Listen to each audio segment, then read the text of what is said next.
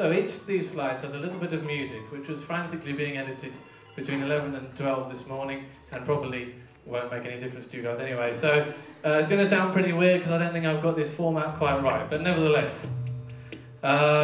We live in Hastings, we work in Hastings, and we make music.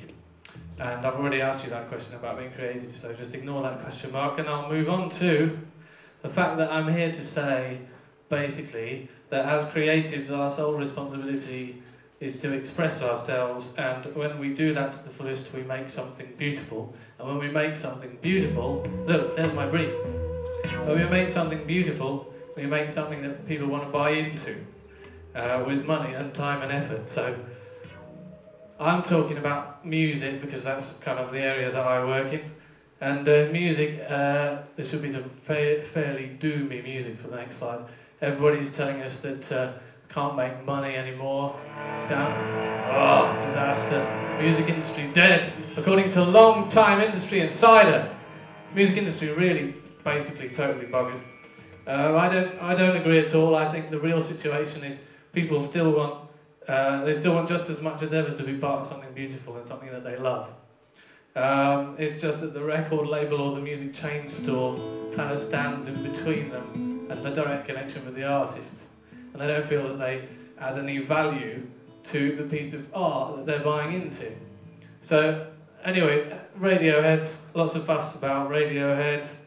Now we can talk to, buy from and subscribe directly to the artist. The closer you can get to them. If you're paying these guys directly, you have to take them into account. If you're paying a shop, you're always thinking about the shop cut. And I believe in evolutionary ethics. I believe that as humans we get on better in communities, so therefore it's in our interest to reward people when they give us something that makes a positive difference to our lives. So with that kind of point of view, I don't really buy the idea that we are, you know, people don't want to pay for music anymore. Anyway, so we disagree. That's my view. The Mogul has more of a view. Oh, that's me. Magpie, pop, quirk. Mogul, storyteller, fairy tale. We disagree. She thinks all humans are greedy. I think all humans are essentially lovely. But it's a good balance.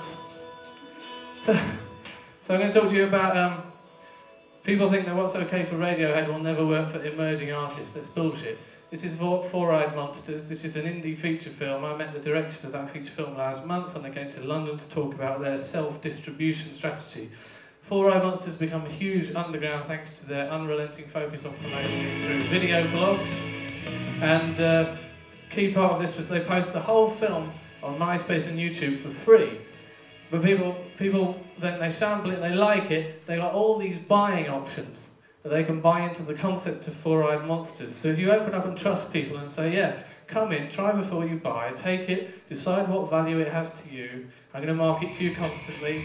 They want a relationship with you as the creator of the art, and that's the same as it's ever been.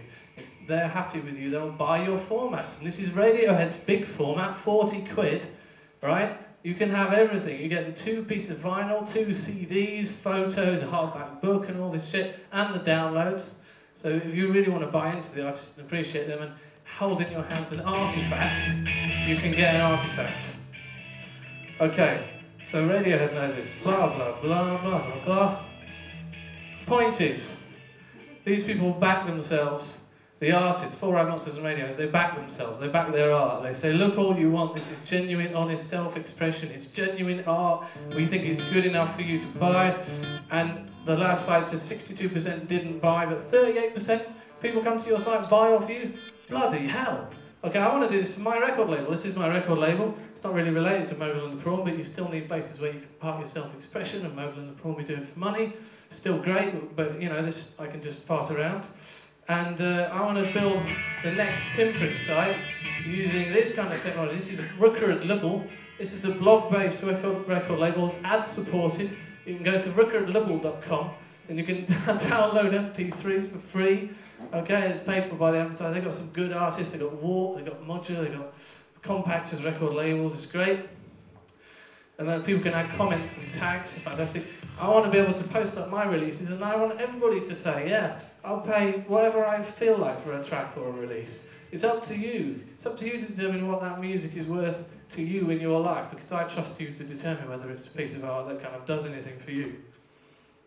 And I also want to post up the parts for each track and let people remix them, download them, incorporate them and all stuff. This is an indie band, Bolt Action 5. This is their remix page. You get the parts, you listen to the mixes other people have done, you make your own mix. This is the hot shit. And all you need is an audio editor. And there are sites online that enable you to remix online. Most people can do it on their own computers anyway. And right, up. I want people to make music videos to tracks, post their music videos on YouTube, upload the links to my aggregating record label site, and I want people to grab the tracks, the remix tracks that they made, and post them on MySpace or Facebook and any other social networking site without us having to host them. And that's going to be done. This is courtesy of Nixon McInnes, by the way.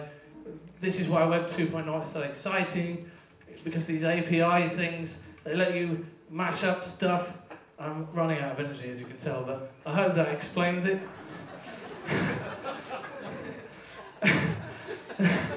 Anyway, people are finally accepting they can't contain us within a single website. Instead of trying to do that, they worked out the way to keep our customers, give us a mashup, give us an API. Okay, this is the downside, right? This is hard for any creative to make yourself available all the time in all the ways you have to, like you do with Web 2.0. This is like one of our musical activities. This is the Mogul. The Mogul doesn't like all of this engagement with people's stuff. She's a private, reclusive genius. And that's always going to be attention for creative people, and that's a bugger. I don't have an answer to that. But nevertheless, right, I've got a lot of stuff to say, so I'm going to run through it. I would reiterate that, especially now, your prime responsibility is to express yourself to the fullest. And you can find more ways to express yourself if you work in many media. Look at Head Trauma, right? It's a horror film, it's bloody brilliant. And it's been turned into an incredible, huge, multimedia piece of art, where he's run screenings in New York, where the actors follow you on the way to the cinema and shit you up by texting you, they take you to a fake web page where they show you your movements because of GPS, and they really basically scare the shit out of you. I recommend you go there, go to the workbook project where he describes how he did it, okay?